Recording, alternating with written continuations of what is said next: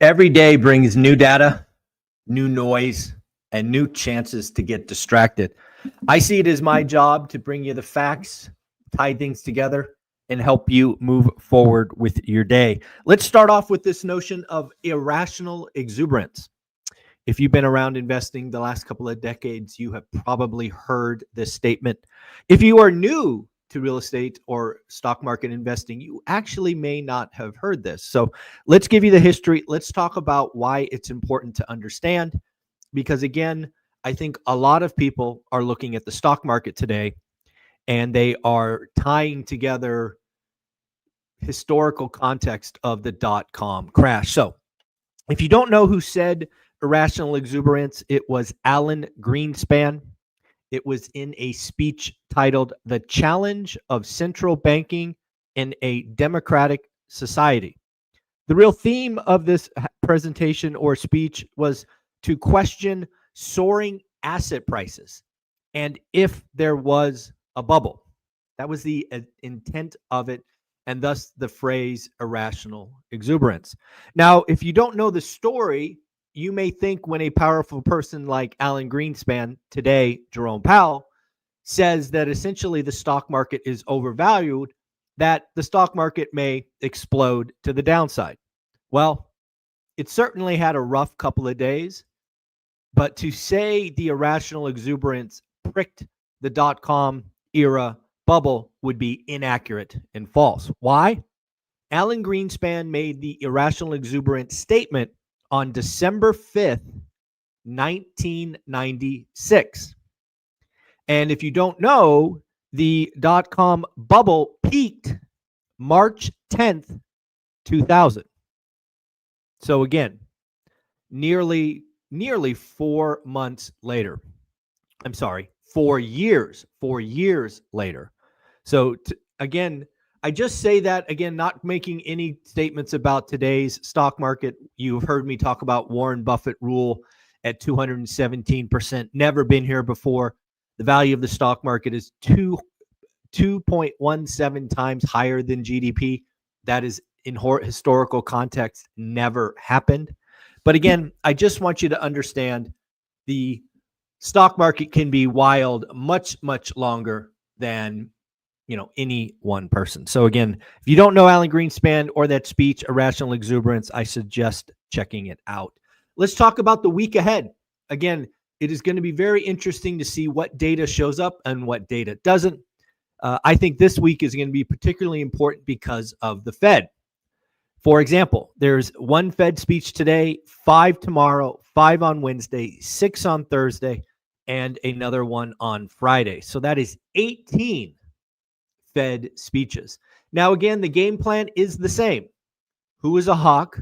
Who is a dove? However, now we have an additional wrinkle to add to the chessboard, and that is government shutdown. Government shutdown and lack of data. If you guys don't recall, last Thursday, we did not get the weekly unemployment claims.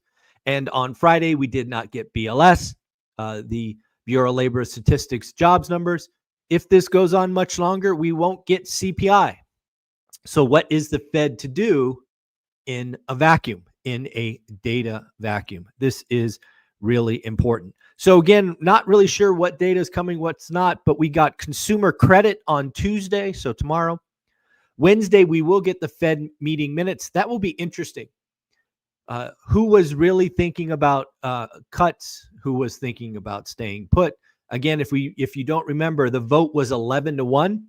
11 people said cut a quarter, and of course, the newest Fed president, Moran, said cut a half. And then on Friday, we will get consumer sentiment. So again, very, very interesting. I do want folks to know that have bought tickets for the ORaaT event in Vegas. If you bought tickets in August, I have finally completed the exercise of giving everyone who replied access to different teachable courses. That certainly took me a lot longer than I expected. So thank you for that. I did not start the September journey, so I will probably do that after Bigger Pockets. Right, Bigger Pockets is the next 3 days, and I will be heading there right after this show ends. So it may be next weekend, before I get to the folks who bought tickets in September with requests for address and requests for courses and the like. So stay tuned. I'm doing my best to keep up. So thank you very much. Fannie Mae is getting bullish about 2026. I think this is right. I think, again, when you look at 2026, it will be a rebound from 2025. In fact, I called September 2025 the bottom. So we will see if that is true. Actually, I called August the bottom. And we will see in about 3 weeks if I am right. And again, that is for transactions. Fannie Mae thinks there will be a 6% or mortgage rates will be sub 6%.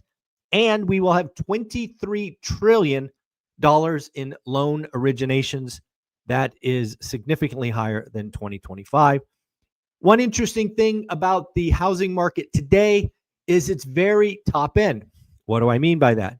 If you look at the numbers from Realtor.com and you look at transactions, it's only the $1 million plus homes that are accelerating. In fact, the price homes over 1 million were up 8.4%. While homes below 1 million were down. This is exactly the outcome of the broken housing market. This is why the median home price is distorted, and I keep reminding folks. Jerome Powell's out talking. We got Jerome Powell, Hammock, Collins, and Williams, Fed presidents. Couple of notes I have for you. Jerome Powell says future rate cuts are data dependent. To which I ask, what happens if you have no data? I mean, this is a serious problem. If you're telling the audience that you're data dependent and then you are essentially blind because you have no data, what do? Is this a time to pause because you're not, or do you cut because it's an insurance? I don't know. However, Powell is saying the quiet part out loud. Warning, cuts. If the cuts come too quickly, we risk inflation. Folks, I will remind you, Jerome Powell is playing a game that is important to him. He does not want to be Arthur Burns. Arthur Burns, if you go back and look at history, did cut too fast. And it started these back-to-back recessions as inflation took off. Jerome Powell does not want to be Arthur Burns. Beth Hammock, policy should remain restrictive until inflation comes down. I think Hammock is the most hawkish Fed member. I think if you gave her true serum, she did not want to cut last month. That is my guess.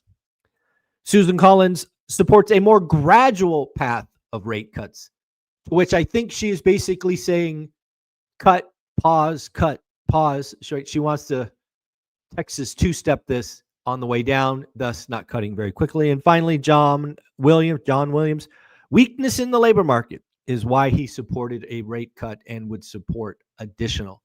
Again, I think John is focused on the right areas as the job market is far weaker than many folks are saying. Don't know if you saw this, but Dan Bird and I did a video yesterday, or actually it comes out today, I think. Yesterday? I don't remember. Yesterday, I guess. Talking about silver. Silver, folks, is at or very near $47 an ounce. This is near a lifetime high. However, if you do look at the chart, there are some warning signs in there. Again, that video went live yesterday. However, Robert Kiyosaki says, hold my beer. Robert Kiyosaki says that silver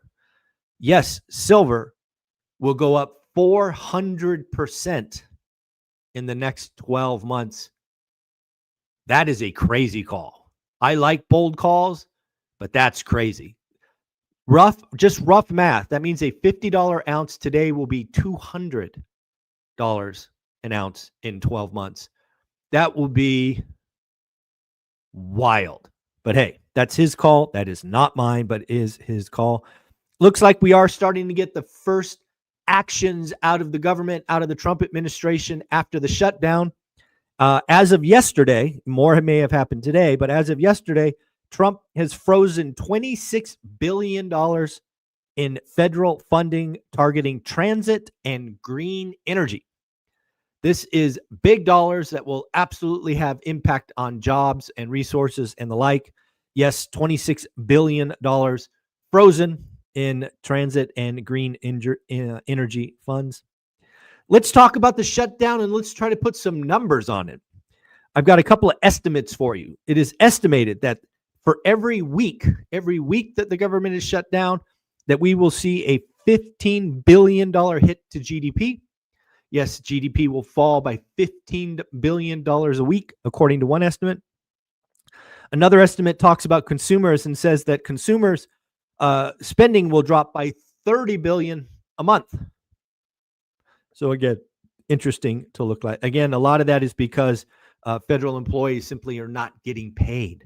I think over the weekend we talked about 400 million a day or something like that. Some really big numbers coming out of this. Again, folks, I am highly appreciative to all of you that are school members. I just want to give you a taste of what's happened in the last 5 posts, because again, we are a community of wealth builders and we talk about anything and everything in building wealth.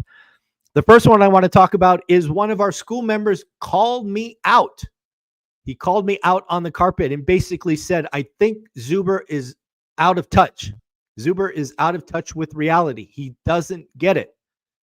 A couple of thoughts. First and foremost, I applaud people questioning me. You always should question people you listen to online.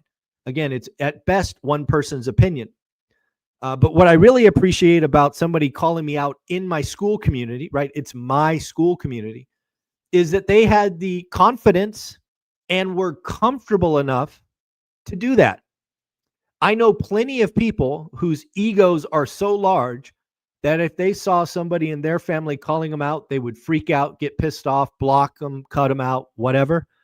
And that is not who we are. We are all human beings. We are all fallible. We always make mistakes. So I applaud people calling me out, asking questions, being respectful. And again, I think that's just a sign of the quality of people in our school community. Next up, we got lessons from Monopoly. There are many, many real estate lessons in Monopoly. We have multiple new member introductions. Again, if you join, please introduce yourself. Another one about how to save on property taxes. And finally, people looking for good property managers. So again, very, very interesting. I do have one question for you folks. This is completely selfish. I'm trying to get you to answer one question in the comments. I want to see 200 comments on this video. So here's my question. If you were going to buy one thing, and I'm going to give you the answer, or I'm going to give you the choices in a minute. If you were going to buy one thing and you had to hold it for 10 years, you can't sell it. You have to hold it for 10 years. Would you buy Bitcoin or would you buy gold? Again, you only have those two choices. This is a game. I want to see what my audience thinks. I want to spin up the comments. Clearly, I'm trying to play the YouTube comment game. I get it. But let's see. Do you buy gold or Bitcoin? Buy it today. You can't sell for 10 years. Let me know in the comments below. Goldman Sachs CEO is out with a warning. His name is David Solomon, if you don't know, talking about a drawdown or pricking of the bubble in the stock market. Then he goes on to say it may occur in the next 2 years. So to David, I say, thank you very much. This is kind of like Alan Greenspan in Irrational ExZuberance, except it wasn't 2 years, it was 3.5 years. But yes, David, the stock market will eventually fall. That is not new information, but I appreciate you saying it. Again, he does think also, David Solomon thinks there will be a lot of capital deployed that does not deliver value, aka wasted. The last thing I want to say, folks, is we are in Q4. A lot of folks that don't watch this channel will take it easy. They will rest. They will recuperate because it's been a long, hard year. I want to leave you with this thought. The work that you do now doesn't just finish 2025. It builds the foundation for an amazing 2026. Folks, I hope you have a strong finish to 2025. 2026 will be here in a blink. If you are not in the right rooms, in the right community, please join school. If you want to get to Vegas and be around other wealth builders in person, buy your ticket on Eventbrite. We will be giving you some giveaways for people who buy in October. So, folks, thank you very much. I am off to Bigger Pockets, where think I'm going to watch Dion on 2 panels today. Dion is crushing it in the Bigger Pockets world. We all owe him a debt of gratitude. If you don't have his book, go get it. Folks, take care. Have fun. Later.